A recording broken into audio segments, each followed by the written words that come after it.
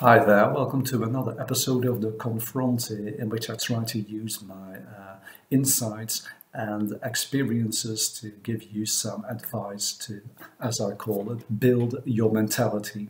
Today I want to spend time discussing something called hedonism and mostly fun seeking in general. So while you are watching and listening, I'd also like you to try and answer a question if you can. Namely, what is the thing that gives you the most long-term pleasure and satisfaction in your life? I'm very curious to find out a little more about the people that watch and listen to these videos. So if you'd like to react and say something and answer the question, I would be very grateful for that. So, hedonism. Basically, we are talking about pleasure seeking here, and mostly seeking satisfaction through having pleasures. It's named after the Greek goddess Hedone, or perhaps in English, which is a language famous for butchering other languages, Hedone. Hedone was mostly a goddess for sexual satisfaction, but we use this term hedonism, derived from her name, to talk about things that give us pleasure in general, but mostly for seeking pleasures above most other things. This is generally considered something of a vice, but on the other hand, paradoxically, it is something that we are encouraged to do by society all the time. And I'd like to share my thoughts on it. If you watch, you should now be seeing a picture above my finger, me pointing at it too, in which you see what I think is a rather funny picture. We see, of course, Scrooge McDuck. This is a panel from a Carl Barks story about Scrooge McDuck called King of the Golden River, and in it Scrooge is very mad at a certain stage for people asking him to spend money on giving them a playground for children. Now, the story itself isn't important here, but the sentiment displayed here by Scrooge is, because I do think that though this is exaggerated and comical, and we are not necessarily supposed to agree with Scrooge, he does touch on a problem with society. And keep in mind that this comic was made during the 1950s, so it's not exactly something new. But I would say that Carl Barks, who probably expressed some of his own sentiment in this panel, would probably have considered today's world even more in trouble with the fact that so many spend their time having fun. Now, of course, fun in itself is an important thing. It is important to wind down, and it is important to relax. However, I do think we are being encouraged in society to think of fun as something that we should have all the time, and which is very, very important indeed, and which is one of those great goals you need to achieve in order to fully express yourself as a person, and in order to feel like you're a full, worthy human being. And that is a great exaggeration. As you know, whenever you walk into a shop or walk into the streets and so on, you are constantly being pestered with advertisements online too, probably when you're watching this video as well. I can't help it, sorry, part of the system, because I can't be anything else. That encourage you to buy things in order to give you pleasure. Now, real pleasure, of course, real satisfaction at least, doesn't necessarily derive from products, and from services that you do not really need, but it derives from a personal feeling of fulfillment, and from doing worthwhile, satisfactory things, and feeling that you contribute to something important or something bigger. That is also one of the things that makes a job fulfilling, or makes another act fulfilling, the very fact that you are doing something worthwhile.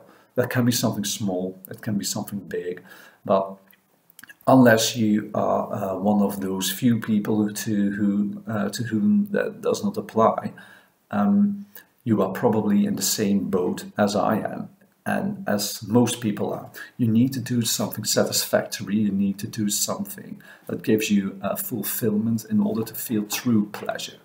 Now, of course, there is such a thing as instant pleasure, and some of these experiences can be very, very happy indeed. However, in the long term, they are probably not that satisfactory. However, that's another however, doesn't matter too much. But I think it's essential that you realize that being bombarded with messages to instantly gratify your satisfaction and to give into your desires is not in your best interest at all.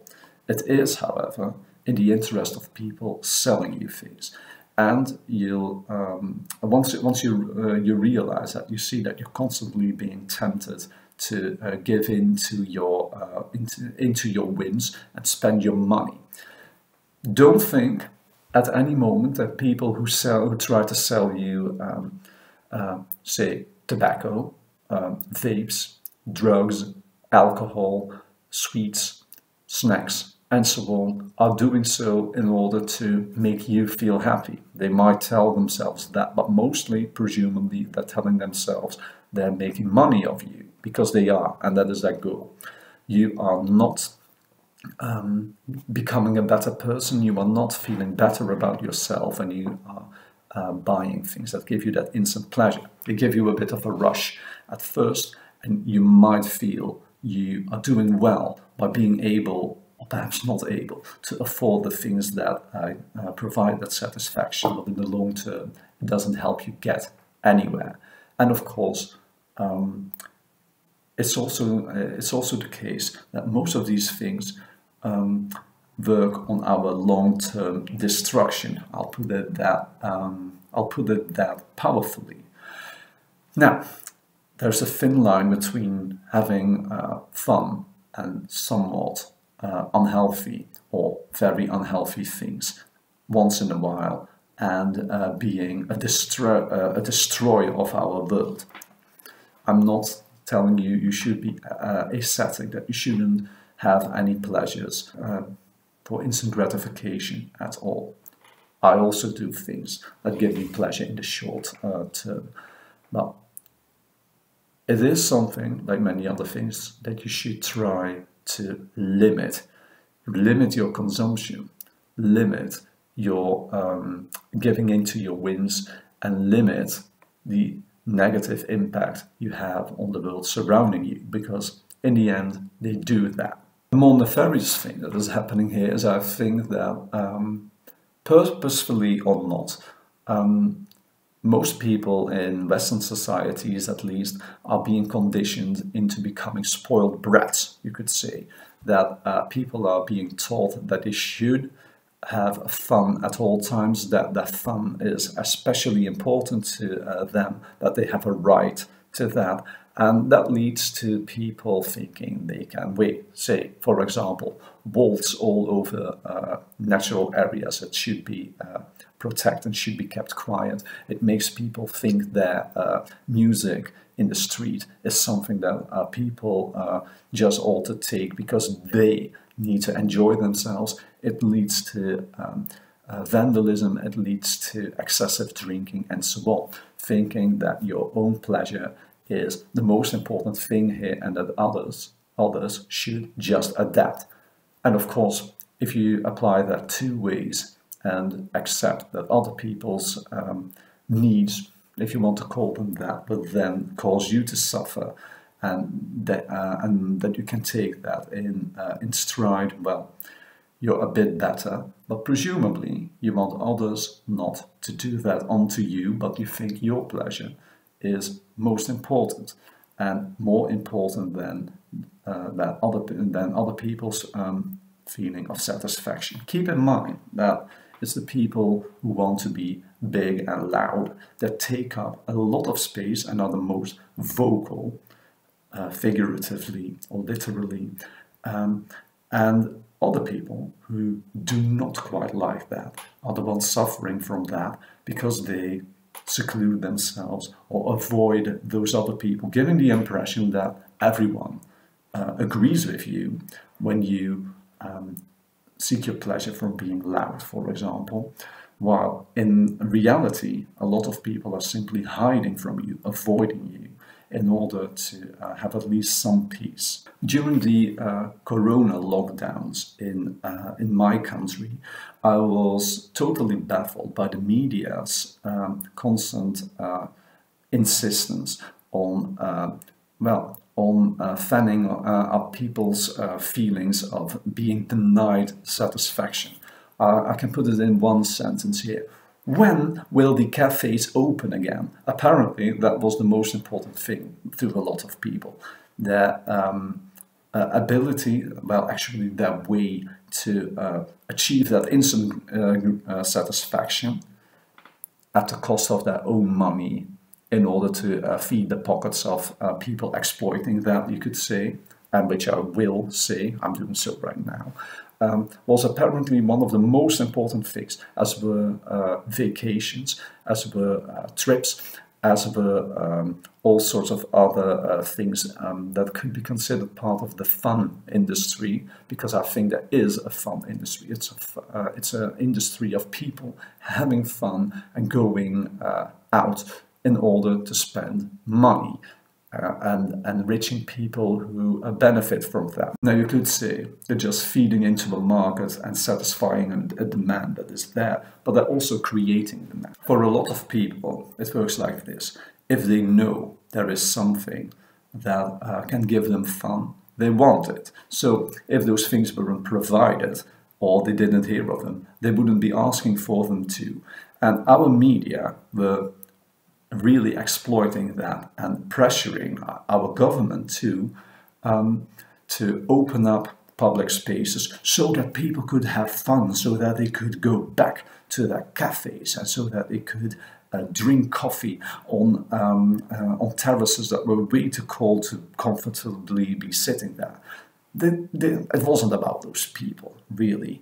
The media were being played like a fiddle here, I think. Like I said, it wasn't about people being denied their fun. It was about people being denied their fun, and so others not being able to exploit that in order to make money, because money is, of course, what everything is about. Money makes the world go round, though it also is destroying it, but that part is what they generally leave out, because that's not convenient. As I said, governments, at least our government, and I presume others were too, were basically being pressured by the media to open up society despite the dangers of doing so, especially when there were no vaccines yet.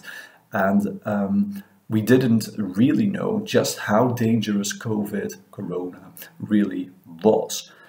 And that is baffling if you really think about that.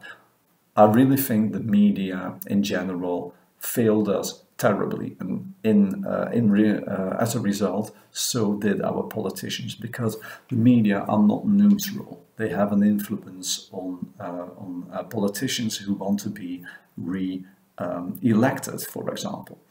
And the media, of course, should be a watchdog, and sometimes it works like that.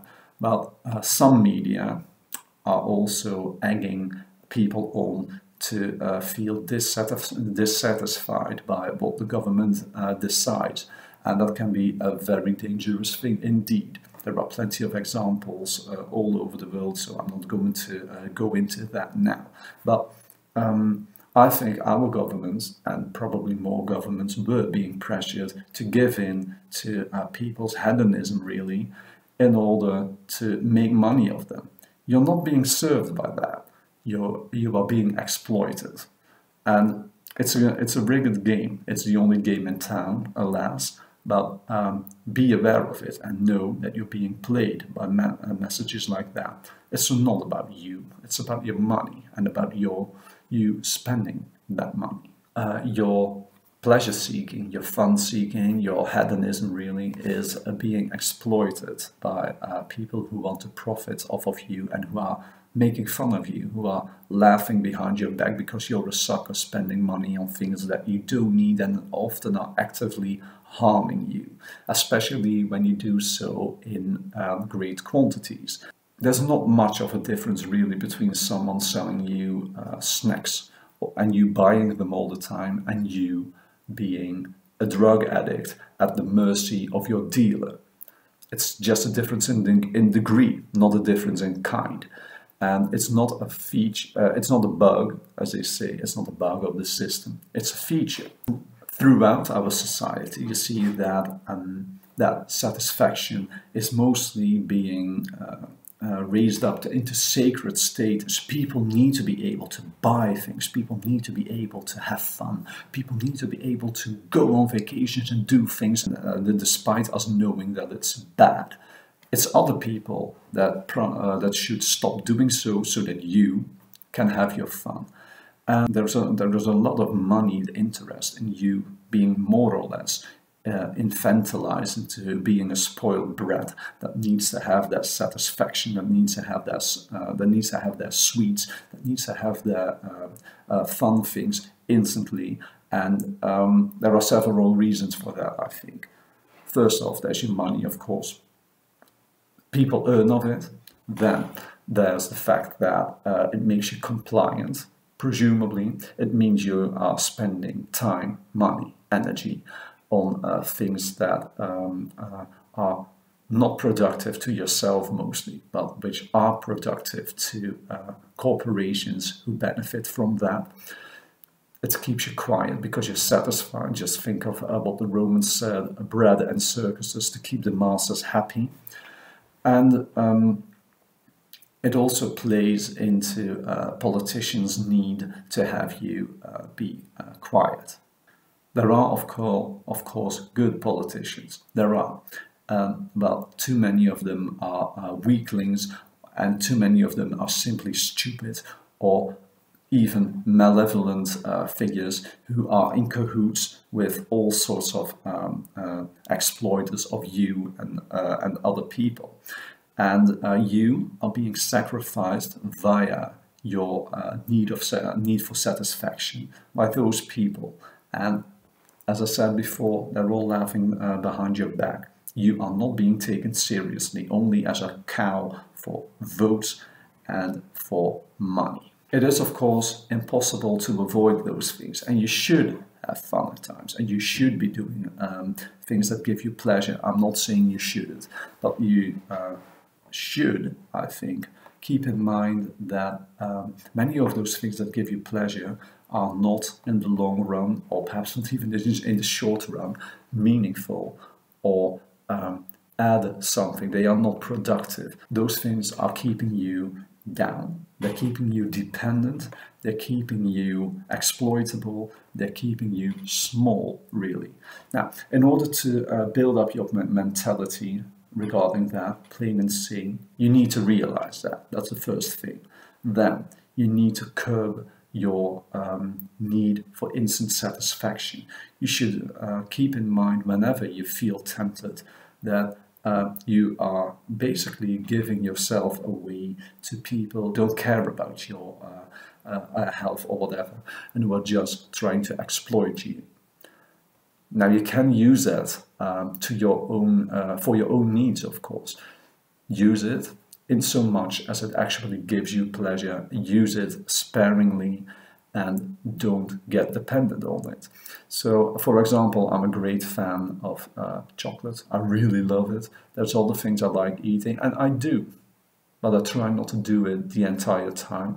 And I do not think that, say, eating chocolate is something that ought to trump all other things in the world, because it gives me satisfaction. If I have to do without, I will, even if I won't like it, just as I did without all sorts of outdoor forms of satisfaction during the lockdowns, because I knew it was important. I knew It had to be done, and I knew it was in our common interests. So basically, my life experience and advice to you regarding pleasure, hedonism, having fun is this: have it, enjoy yourself, but be responsible, keep it limited, and be aware of the fact that you're playing into a system that actually hurts us all and hurts the entire world if you keep giving into it. You are not helping yourself by doing so. You are not getting further by doing so. You're only helping to sustain and propagate a system that is hurting us all. And to that, I would add that the fun you have to try and seek is fun that actually helps you and actually preferably helps society or your community as a whole.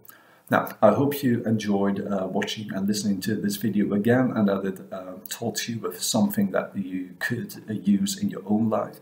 If you feel like sharing it with other people, you're free to do so. And if you liked what I'm doing here, again, please give a like. Thank you.